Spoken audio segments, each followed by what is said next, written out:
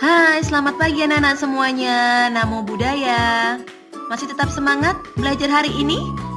Ayo kita belajar. Siapkan bukunya. Kita mulai dengan berdoa. Halo anak-anak, selamat pagi. Nama saya Adi Budaya, Namo Buddhaya. Baiklah anak-anak, pada pagi hari ini kita jumpa lagi dengan Ibu dalam pelajaran Pendidikan Agama Buddha dan Budi Pekerti. Sebelum kita lanjutkan untuk pembelajaran pada pagi hari ini, mari kita bersama-sama berdoa dengan merangkapkan kedua tangan di depan dada. Semuanya bersikap anjali. Mari kita mulai dengan membacakan Paritanama Skaragata. Arahang sama sambuto bhagawa Utang bhagawantang abiwa demi Swakato bhagawata Dhammo dhammang namasami Supatipano bhagavato Sawaka Sangho Sanghang Namam Sabisata Bawantu Sukitata. Semoga semua makhluk hidup berbahagia. Sadu, sadu, sadu. Baiklah anak-anak, bagaimana kabarnya? Masih tetap semangat? Nah, semuanya anak-anak, Ibu harapkan tetap semangat, tetap belajar di rumah, karena sebentar lagi kita akan mengikuti mid semester ganjil ya. Oke, Ibu akan melanjutkan materi pada pagi hari ini. Anak-anak bisa dengan seksama bisa mendengarkan penjelasan yang Ibu berikan.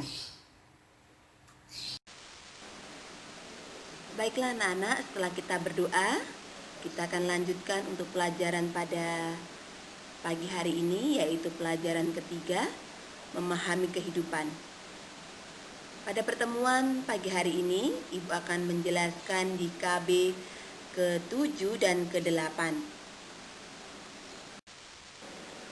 Pada KB ke-7, Ibu akan menjelaskan tentang Pancaniyama, yaitu hukum tentang tertib semesta atau tertib kosmis. Baiklah anak-anak, pada KB ke-7, Ibu akan membahas tentang 5 hukum tertib semesta. Jadi di dalam kitab Niyama-dipani tertulis, ia yang menjadi sempurna oleh hukum kosmis, ia yang mengajarkan hukum tersebut, ia sang pelindung. Dengan penghormatan demikian, saya akan menguraikan hukum tersebut. Jadi apa yang dimaksud dengan hukum kosmis? Hukum yang mengatur alam semesta beserta isinya. Jadi di dalam hukum kosmis ini terdapat 5 hukum tertib alam semesta, yang mana di dalam agama Buddha disebut dengan Panca Niyama. Panca Niyama terdiri dari 5 niyama. Yang pertama adalah Utu Niyama, Bija Niyama, Cita Niyama, Kama Niyama, dan Dhamma Niyama. Baiklah, Ibu akan menjelaskan dari satu persatu dari hukum niyama tersebut. Jenis niyama yang pertama adalah Utu Niyama. Apa sih yang disebut dengan Utu Niyama? Jadi hukum tentang energi yang mengatur tentang terbentuknya dan hancurnya bumi, planet, tata surya, cuaca, halilintar, gempa bumi, gunung meletus, dan membantu pertumbuhan metabolisme manusia, binatang, dan pepohonan, atau segala sesuatu yang berkaitan dengan energi. Nah, dari gambar di sini Ibu akan menjelaskan bagaimana proses utu niyama, yaitu terjadinya hujan. Jadi bagaimana bisa terjadi hujan, atau bagaimana bisa terjadi halilintar ataupun gunung meletus. Itu semua diatur dalam hukum yang namanya utu niyama. Niyama yang kedua adalah bija niyama. Nah, dari kata bija berarti hukum universal tentang tumbuh-tumbuhan. Misalnya biji, tek, batang, pucuk, daun dapat bertunas, bertumbuh, berkembang, dan berbuah. Itu bija. Jadi bija ini mengatur tentang tumbuh-tumbuhan, ya, bagaimana proses dari tumbuh-tumbuhan itu. Yang ketiga adalah kama niyama. Apa sih yang dimaksud dengan kama niyama? Jadi dari kata kama itu adalah perbuatan. Jadi kama niyama adalah hukum universal tentang moral atau hukum karma, ya, yang mengatur tentang perbuatan. Perbuatan apa? Perbuatan dibedakan menjadi dua, yaitu perbuatan baik yang menghasilkan akibat baik atau kebahagiaan, dan perbuatan buruk yang menghasilkan akibat penderitaan. Jadi kalau kita melakukan perbuatan baik, pasti kita mendapatkan yang namanya kebahagiaan. Begitu juga dengan sebaliknya, perbuatan buruk kita akan menuai penderitaan. Itu tidak akan terbalik, ya, tidak akan tercampur. Jadi sesuai dengan apa yang kita lakukan. Nah, di sini Ibu menjelaskan bagaimana proses hukum bija niyama. Tadi Ibu sudah menjelaskan bija niyama adalah hukum tentang tumbuh-tumbuhan yang mana mengenai bagaimana biji itu bisa mulai tunas, bisa mulai menjadi agak besar, kemudian bisa menjadi pohon, akhirnya bisa berbuah, dan akhirnya bisa menghasilkan buah yang banyak. Nah, jadi proses pertumbuhan tumbuh-tumbuhan itu diatur dalam hukum bija niyama. Selanjutnya, Ibu akan menjelaskan, di sini ada gambar proses kama niyama, ya. Nah, kama niyama tadi sudah Ibu jelaskan, yaitu tentang perbuatan. Jadi kenapa Ibu di sini contohkan gambar kecelakaan yang mana itu berhubungan dengan perbuatan. Nah, jadi seseorang yang mengalami suatu kecelakaan, pasti dalam kehidupannya mereka melakukan perbuatan atau karma buruk, ya. Seperti apa contoh karma buruknya, Bu? Contoh karma buruknya seperti suka membunuh. Nah, jadi orang yang suka membunuh, ya, dalam kehidupan sehari-hari atau dalam kehidupannya, maka akan berakibat sakit-sakitan, umurnya pendek, ya kan? Itu adalah akibat. Akibat dari apa? Akibat dari perbuatannya. Tidak ada hal yang mustahil, ataupun mungkin ini mungkin tadi tidak hati-hati, tetapi semua itu berhubungan dengan karma, ya. Apapun yang terjadi dalam hidup kita itu adalah akibat dari perbuatan kita sendiri. Yang selanjutnya adalah cita niyama. Apa yang dimaksud dengan cita niyama? Hukum universal yang berhubungan dengan pikiran atau batin. Contohnya seperti apa? Proses kesadaran, kemudian timbul dan lenyapnya kesadaran, kekuatan pikiran dari keberhasilan pelaksanaan samatha bhawana atau meditasi, sehingga apa? Mencapai jana. Kemudian kesucian batin karena keberhasilan pelaksanaan vipassana bhawana. Jadi semuanya itu berhubungan dengan pikiran. Pikiran itu diperoleh dari apa? Dari meditasi.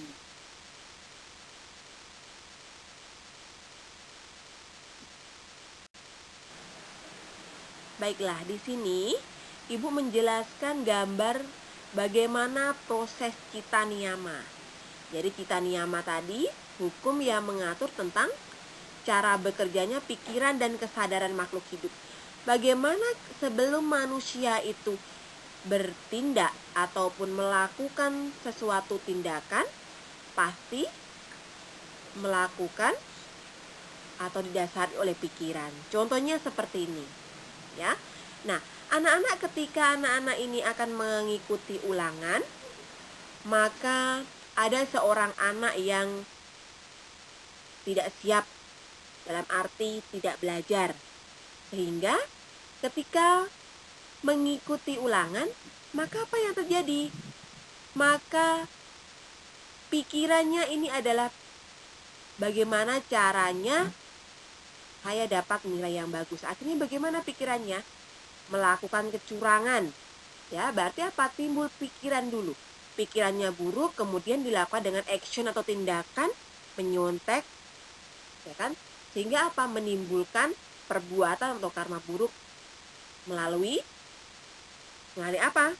Pikiran dan perbuatan. Kenapa Ibu katakan pikiran? Pikirannya adalah keinginan untuk menyontek. Perbuatannya apa? Yaitu membuka buku. Nah, jadi di sini semua tindakan yang kita lakukan itu dimulai dari pikiran, ya.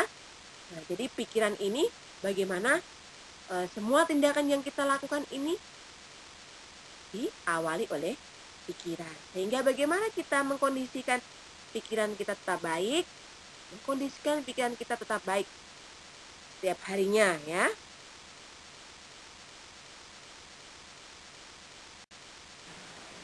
Yang terakhir adalah Dhamma Niyama.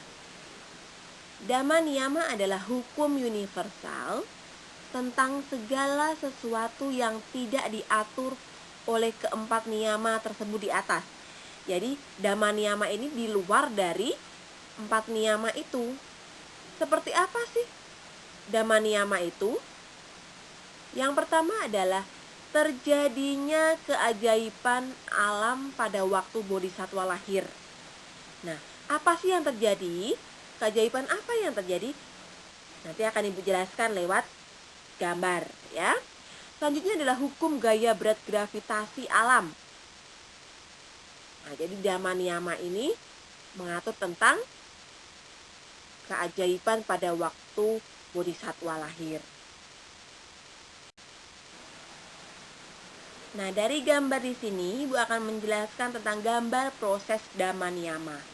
Jadi tadi Ibu sudah menjelaskan Dhamma Niyama itu mengatur kejadian alam khusus dan istimewa. Di sini Ibu mengambil kejadian khusus tentang kelahiran Pangeran Siddhartha. Kenapa Ibu bisa katakan khusus atau istimewa? Karena ketika Pangeran Siddhartha lahir, beliau langsung bisa berjalan sebanyak 7 langkah. Jadi tidak semua anak atau tidak semua pangeran, bahkan tidak ada satupun orang yang ketika lahir ya mampu berjalan. Jadi di sini termasuk kejadian istimewa atau khusus karena tidak semua orang, bahkan hanya Pangeran Siddhartha yang terjadi pada Pangeran Siddhartha. Baiklah, kita akan melanjutkan di KB ke-8 tentang 4 kebenaran mulia. Nah, dari 4 kebenaran mulia atau disebut dengan Cattari Arya Sacani, ini yang pertama adalah kebenaran mulia tentang duka. Yang kedua, kebenaran mulia tentang sebab duka. Yang ketiga, kebenaran mulia tentang terhentinya duka. Dan yang keempat, kebenaran mulia tentang jalan menuju terhentinya duka. Baiklah, Ibu akan menjelaskan satu persatu. Kebenaran mulia yang pertama adalah duka Arya Saca. Kenapa Ibu katakan duka atau ketidakpuasan dan ketidakbahagiaan? Jadi setiap orang pasti akan mengalami namanya duka atau penderitaan dalam kehidupan mereka. Contohnya seperti apa duka? Duka ada dibagi menjadi dua, duka fisik dan duka batin. Kalau duka fisik seperti apa, Bu? Duka fisik seperti sakit, terjatuh, ya kan? Kemudian terkena pisau. Nah, itu adalah duka fisik. Kalau duka batin seperti apa? Kecewa, ya kan? Kemudian merasa putus asa, itu batinnya yang mengalami penderitaan.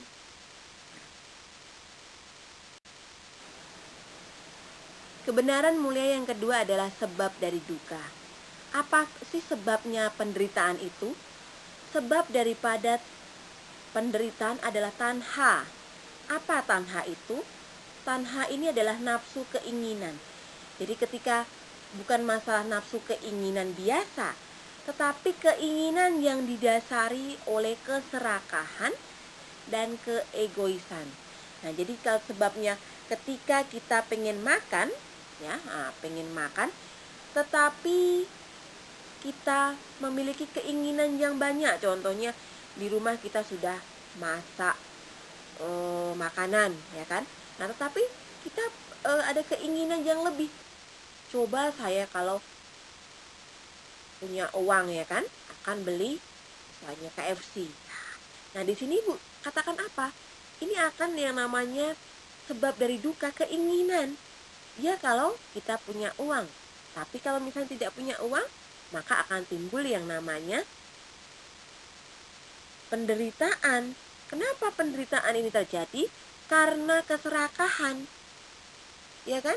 Nah, kalau misalnya kita hanya mensyukuri kemudian apa yang kita miliki, maka tidak akan terjadi yang namanya penderitaan. Kami ingin lebih dari segalanya.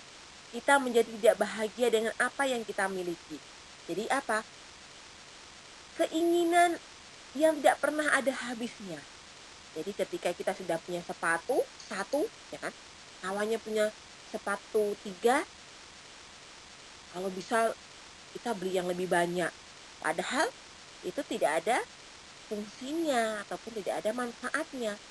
Apa yang terjadi? Kita akan semakin menderita. Apa sebabnya kita menderita? Sebabnya adalah keserakahan, keinginan yang berlebihan, keinginan yang didasari oleh keserakahan dan keegoisan. Yang ketiga adalah kebenaran mulai tentang lenyapnya duka. Bagaimana penderitaan itu bisa berakhir? Apabila kita sudah mencapai nirwana atau nibbana, ya, itu tidak akan ada lagi yang namanya penderitaan lagi. Bagaimana caranya, Bu? Nah, itu akan ada di kebenaran mulai yang keempat. Kebenaran mulia yang keempat adalah jalan menuju lenyapnya duka. Nah, tadi bagaimana duka itu berakhir kalau kita mencapai nibbana. Kemudian bagaimana caranya atau jalan menuju lenyapnya duka itu kita harus bagaimana? Yaitu dengan mempraktekkan.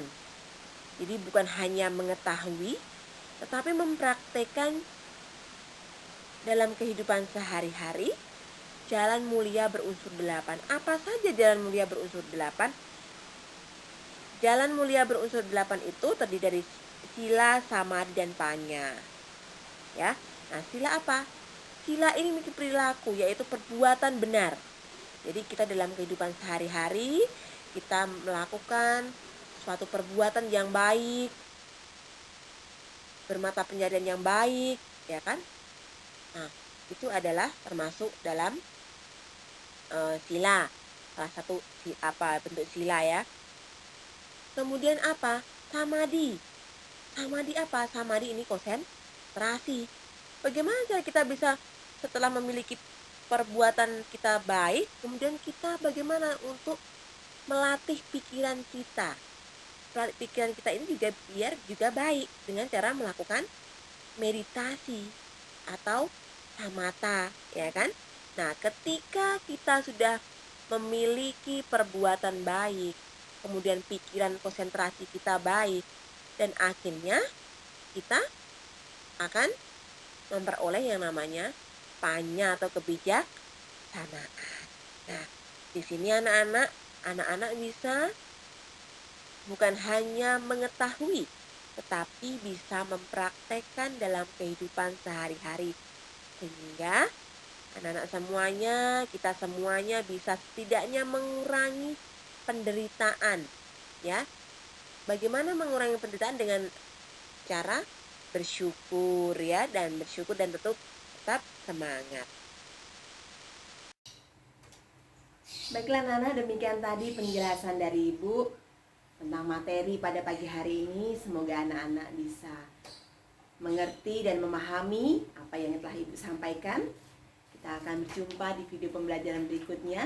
Dan jangan lupa tetap belajar, tetap semangat di rumah. Ibu akhiri dengan Namo Sang Hyang Adi Budaya, Namo Buddhaya.